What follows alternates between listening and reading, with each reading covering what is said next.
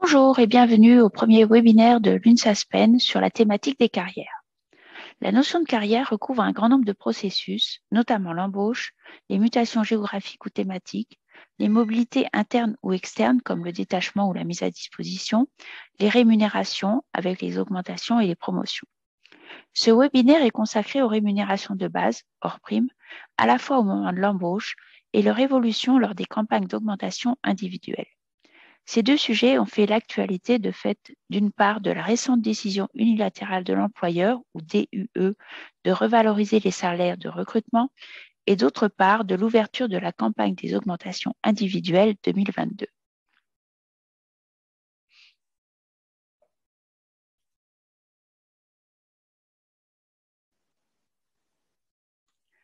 La campagne d'augmentation individuelle fait l'objet d'un processus assez long qui débute au niveau des laboratoires ou leur équivalent dans l'unité considérée, par exemple les groupes ou les bureaux. Le manager de proximité ou le manager N+1 constitue une première liste de propositions qui est débattue au niveau supérieur par le management N+2. Ces propositions sont arbitrées au niveau hiérarchique supérieur jusqu'au niveau de la direction. À partir du niveau de l'institut, voire du département, ces propositions sont communiquées au service des ressources humaines de l'unité, responsable RH de l'institut, puis de la direction. Pour les grandes directions opérationnelles, ce responsable RH porte un titre de DRH, directeur des ressources humaines, qu'il convient de ne pas confondre avec le DRHRS, directeur des ressources humaines et des relations sociales, qui est le DRH général. À partir du niveau de département ou équivalent, les représentants du personnel sont informés et ont la possibilité de présenter leurs observations et commentaires.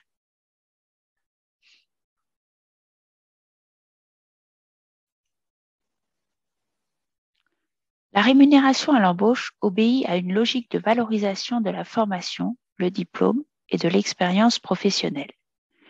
Même si cette logique est commune à toutes les situations, sa mise en œuvre diffère légèrement selon qu'il s'agit d'un recrutement d'un salarié débutant ou d'un salarié expérimenté.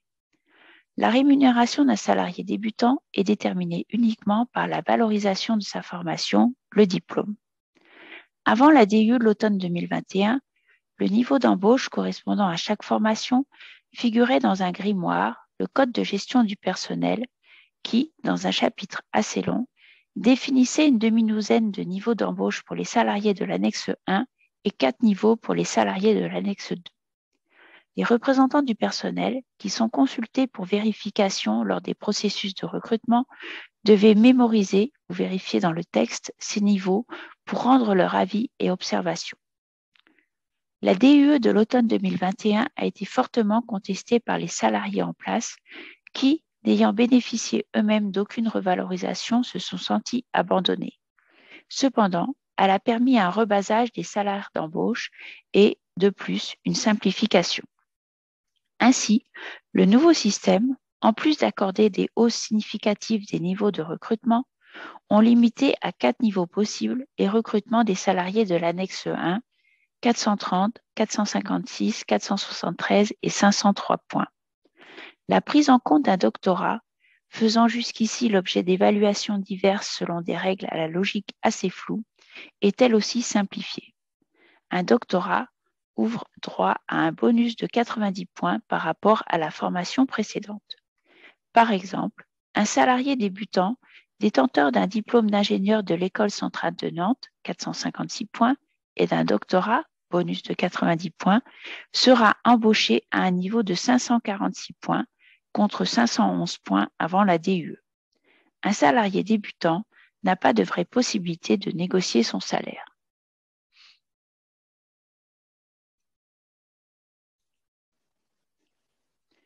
Les conditions de recrutement des salariés expérimentés relèvent d'une logique mixte, une logique de reconstitution de carrière qui constitue la règle théorique.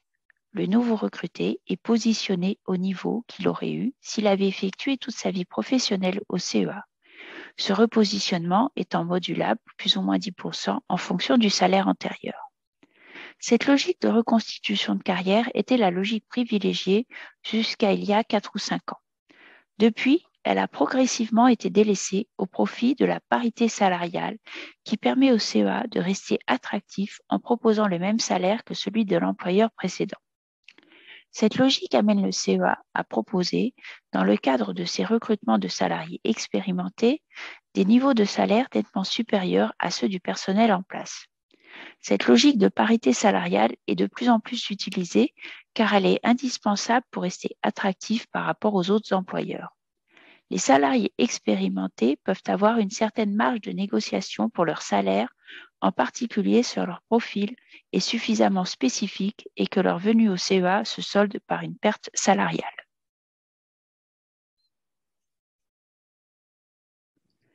Le processus d'augmentation individuelle, la campagne d'augmentation, se déroule annuellement entre février et juin. Il est mené par le management en coordination avec les responsables RH de l'unité. DRHRS, qui représente la direction générale, prend une part réduite au processus.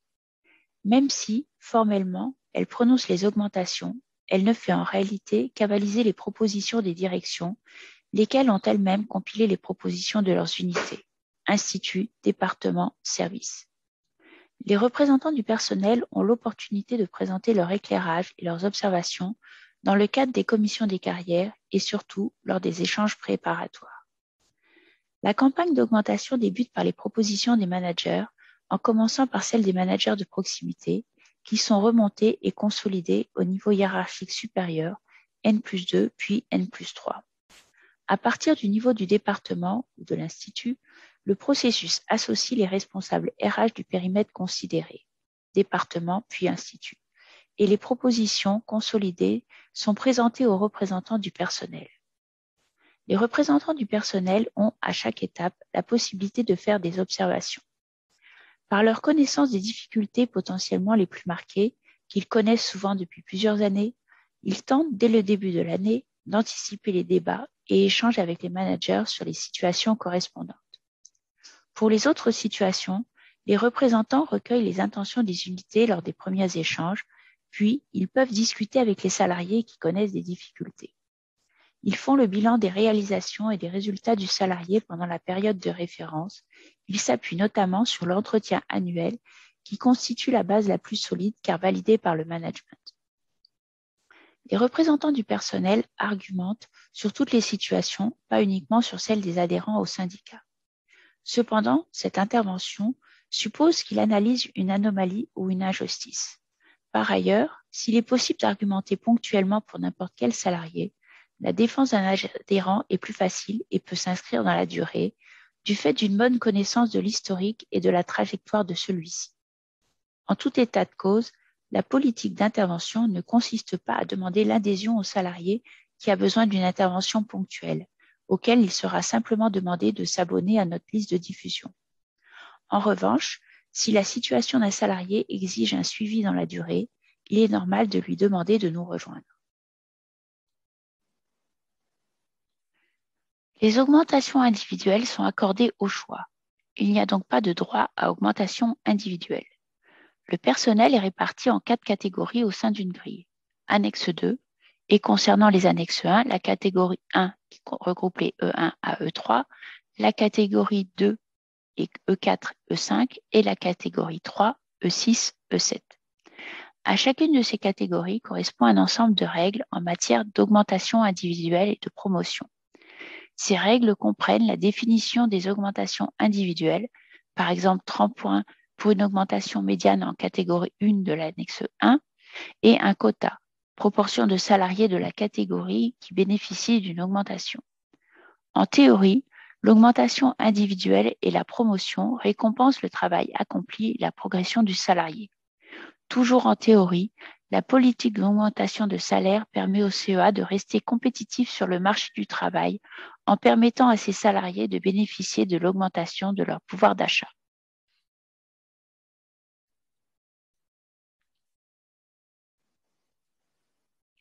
Le système d'augmentation individuelle est en réalité extrêmement égalitaire. Le quota des différentes catégories définit une expérience mathématique, une moyenne d'augmentation. En pratique, la plupart des salariés, environ 80%, progressent quasiment à ce rythme moyen. Seuls 15% sont significativement ralentis et 5% sont sensiblement accélérés. Un des effets secondaires de cette répartition égalitaire est que, le rythme d'augmentation étant similaire pour pratiquement tous les salariés, le niveau atteint à un âge donné est pratiquement dépendant du diplôme de départ. Nous sommes quasiment dans une pratique à l'ancienneté. Il convient d'insister sur un point. Les règles ne sont pas intrinsèquement égalitaires et les managers ont toujours la possibilité de ralentir ou d'accélérer, y compris de manière importante, la progression de leurs collaborateurs. C'est donc la pratique du système qui est égalitaire, le médian à 2 ans. Cette pratique égalitaire est encouragée par certaines organisations syndicales. Elle est protectrice, mais elle peut être aussi frustrante pour ceux qui estiment s'engager plus que la moyenne et qui, de plus, peuvent être mal positionnés du fait d'un diplôme initial mal évalué. Enfin, la promotion cadre est un sujet particulièrement sensible, à la fois du fait des quotas excessivement faibles, 1% des salariés annexe 2 classés au minimum au niveau N5, et de l'impact salarial majeur. Ce quota est très insuffisant pour donner une véritable perspective aux salariés de l'annexe 2. Par ailleurs, le processus de promotion est particulièrement mal expliqué aux salariés qui pensent, pour certains, être prévus pour cette promotion et finissent par découvrir qu'ils ont laissé passer leur chance par excès de confiance et insuffisance d'information.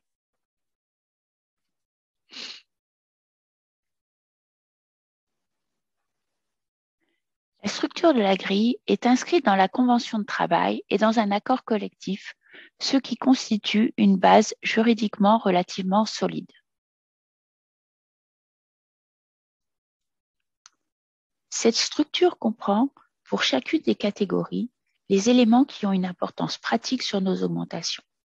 La définition des nombres de points mini et maxi de chacune des lignes de classement, le nombre de points minimum pour prétendre à une promotion au niveau supérieur, les valeurs d'augmentation des salariés appartenant à la catégorie. Aussi curieux que cela puisse paraître, le quota de salariés augmentés dans chacune des catégories n'est pas lié à la grille. Il est défini par un texte de consensus datant de 2003. Pour les salariés annexe 1 de la troisième catégorie, les règles sont un peu différentes. En principe, ils ne sont pas concernés par les augmentations générales.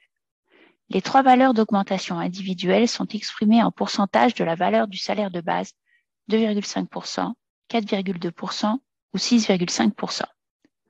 Le quota de salariés bénéficiant d'une augmentation individuelle est entre environ 40% et 50% de salariés augmentés avec une cible à 45%. On cible que 80% des augmentations individuelles sont accordées en valeur médiane. Cependant, une fluctuation annuelle est possible en fonction des besoins annuels des directions, sans que cela ne puisse se traduire par une dérive persistante. Même si l'âge ne peut être un critère officiel, la pratique démontre que le rythme d'augmentation individuelle décroît significativement après 55 ans. Par ailleurs, certaines promotions se raréfient avec l'âge. Ainsi, la promotion cadre au mérite a lieu en moyenne autour de 48 ans. Elle est exceptionnelle après 56 ans. Une très petite poignée de salariés ont cependant pu l'obtenir entre 57 et 59 ans. 5 salariés environ sur 20 ans. La promotion E7 ne s'obtient pratiquement plus après 57 ans. En moyenne, cette promotion a lieu à 52 ans, avec un coefficient initial légèrement supérieur à 900 points. La promotion E5 est rare au-delà de 55 ans. L'âge moyen d'obtention est 45 ans, à partir d'un coefficient initial légèrement supérieur à 700 points. L'âge est cependant moins rédhibitoire pour la promotion E5 que pour les promotions cadres ou E7. L'analyse des niveaux de fin de carrière, à l'âge de 60 ans, montre le niveau auquel les salariés du CEA accèdent en pratique. Il permet ainsi à chacun de comparer sa propre trajectoire avec le profil de carrière typique du personnel CEA. En ce qui concerne les salariés de l'annexe 1, cette analyse démontre qu'entre 20 et 25% des salariés de l'annexe 1 obtiennent la promotion E7, un peu plus de 40% accèdent au niveau E6 et un peu moins de 25% restent en ligne E4. Sur la grille annexe 2, on peut remarquer que certaines filières sont bridées. Par exemple, la filière conducteur est limitée au niveau N3 et la filière magasinier est limitée au niveau N5. Les représentants carrière sont des représentants du personnel, même s'ils sont mandatés par une organisation syndicale. En cas d'anomalie constatée, ils apportent leur soutien à tout salarié. Toutefois, l'accompagnement d'un salarié dont les attentes sont élevées, par exemple pour une promotion cadre, ou qui connaît des difficultés répétées, nécessite un soutien syndical dans la durée. Les représentants agissent en tentant de mobiliser, au cours du processus d'échange avec les unités, les petites réserves qui n'ont pas été attribuées lors des arbitrages initiaux. En effet, les responsables des grandes unités conservent fréquemment au niveau central une certaine latitude qu'ils utilisent pour effectuer leurs propres arbitrages. Les représentants carrière sont informés, au cours d'une réunion tenue dès février-mars avec les chefs de département ou d'institut, accompagnés du responsable RH, des intentions, les fameuses propositions de chaque unité. Lorsqu'ils constatent un écart entre la proposition et l'évaluation qu'ils ont de la situation d'un salarié, les représentants peuvent faire une première observation qui leur permet d'informer le manager de leur intention d'approfondir la situation concernée. Il est donc particulièrement important que les salariés aient exposé leurs attentes en amont de cette première phase afin que les représentants fassent connaître leurs demandes d'échange complémentaires. Les représentants du personnel peuvent ensuite, au cours d'une réunion tenue au niveau direction, présenter leurs arguments et leurs observations pour tenter de faire infléchir une intention initialement défavorable. Cette réunion se tient avec les responsables RH de la direction concernée qui, souvent, a conservé une réserve de droit pour un arbitrage, par exemple pour les salariés que les unités n'ont pas pu augmenter par manque de droit et pour les situations évoquées par les représentants du personnel. Il faut néanmoins insister sur un point majeur. Rien ne se fera contre l'avis du manager concerné. Il est arrivé, après avoir réussi à convaincre le responsable RH de la direction, que notre demande d'augmentation soit rejetée par le chef de département qui a refusé un droit supplémentaire que lui proposait son DRH. Les représentants du personnel n'ont donc aucune capacité décisionnelle dans le processus et ne disposent d'aucun droit à augmentation qu'ils pourraient répartir. Leur seule capacité d'intervention réside dans les arguments qu'ils peuvent présenter à leurs interlocuteurs. Les facteurs influents sur la réussite des interventions sont variés et nombreux. Le plus important, cependant, reste la connaissance approfondie de la situation évoquée, ainsi que la qualité et la précision des éléments dont nous disposons. À ce titre, l'entretien annuel est un argument clé pour nos interventions. Toute réalisation, publication, succès avéré peut aussi nous servir. Au-delà de ces éléments écrits, une bonne préparation nécessite une ou plusieurs discussions entre le salarié et le représentant du personnel. Ces échanges permettent aussi de déceler les arguments que nos interlocuteurs pourraient nous opposer pour maintenir une décision contraire. Enfin, d'autres facteurs, comme la crédibilité personnelle du représentant ou la difficulté de la demande, interviennent. Les campagnes d'augmentation se réalisant à enveloppe constante, les chances de succès d'une intervention dépendent aussi de l'efficacité des autres intervenants. Dans la pratique, les représentants du personnel obtiennent des résultats dans une petite moitié de leurs interventions. C'est la fin de ce premier webinaire de l'UNSASPED. Il était consacré aux carrières. Merci de votre attention. Si vous avez des questions, n'hésitez pas à nous les poser. Et si vous souhaitez suivre notre actualité, vous pouvez le faire par nos sites d'information sur Internet ou intranet ou par l'intermédiaire de notre application pour smartphone. Encore merci et à bientôt.